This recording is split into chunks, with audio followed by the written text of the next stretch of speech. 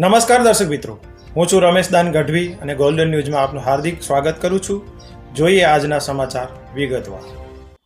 અબડાસા વિધાનસભાની પેટા ચૂંટણીનો આવતીકાલે ફેસલો થવાનો છે, ત્યારે પ્રજા ભાજપની કરશે ભાઈબંધી કે કોંગ્રેસના કાયમ રહેશે કાંગરા, એ કહેવું મુશ્કેલ છે. તેવા સંજોગો વચ્ચે અપક્ષની એન્ટ્રીએ વધુ રહસ્ય જગાવ્યો છે અને સામાજિક સમીકરણ પણ ભાગ ભજવે તેવી શક્યતાઓ વચ્ચે જો પ્રજા હનીફ બાવાના હાથમાં કમાન સોંપે તો ભાજપ તેમજ કોંગ્રેસની કવાયત પણ નિષ્ફળ જશે. આમ ત્રિપાંખીયો જગ થવાની શક્યતાઓ વચ્ચે જો બેટનો સિક્સર લાગી જશે તો બંને રાષ્ટ્રીય પક્ષોની દિવાળી પૂર્વે દિવાળી બગડશે તેવું લોકચર્ચામાં સાંભળવા મળી રહ્યું છે.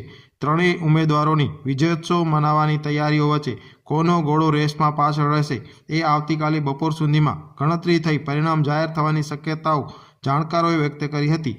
અને ખાસ ભાજપ માટે આજે જિલ્લા પ્રમુખની પણ જાહેરાત થતાં કચ્છ જિલ્લા પ્રમુખમાં કેશુભાઈને રિપીટ કરવામાં આવ્યા છે, ત્યારે ભાજપનો ખુશી મનાવવાનો જુસ્સો બેવડાશે કે કેમ તે બાબતે પણ જાણકારોના મતે અસમંજસ જોવા મળી હતી. ભુજની એન્જિનિયરિંગ કોલેજ ખાતે કાલે સવારથી જ મેળા જેવા માહોલ સાથે લોકોત્સવ રૂપી ચૂંટણીના પરિણામથી આગોતરી દિવાળી જીતેલા ઉમેદવારની ઉજવાય તેવું સાંભળવા મળ્યું હતું.